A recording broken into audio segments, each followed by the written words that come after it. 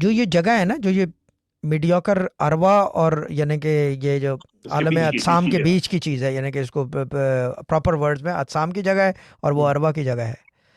جو فیصلے ہوتے ہیں نا ہماری زندگی کے سارے، وہ اس سائڈ سے ہوتے ہیں.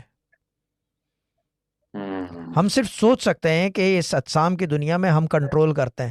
ہم صرف وہ کنٹرول کرتے ہیں جو اس جہاں میں ہم مرنے کے بعد کریں گے. اتنی کنٹرول ہے ہماری، باقی کسی چیز پہ کنٹرول نہیں ہے، سب اللہ کی طرف سے ہے.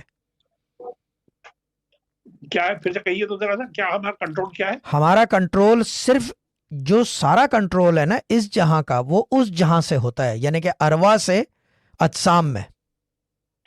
ٹھیک ہے.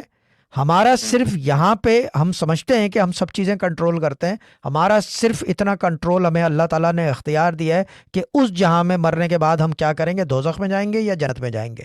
اتنا کنٹرول ہے ہمارا.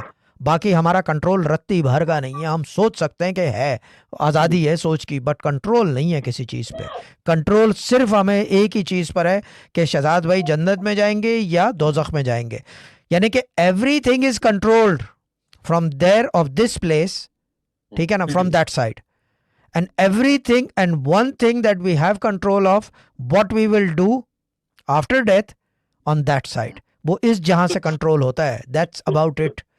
تو اسی وجہ سے اتنے زیادہ پیغمبر آئے تاکہ ہم یہ ڈٹرمن کر سکیں کہ ہم کیا کریں کہ ہمارے حالات وہاں اچھے ہو جائیں. وہاں اچھے ہو جائیں. باقی یہاں پہ ہمارا کنٹرول رتی برابر کا نہیں ہے. اس جہاں کے لیے ہمارا صرف کنٹرول ہے اس جہاں کے لیے.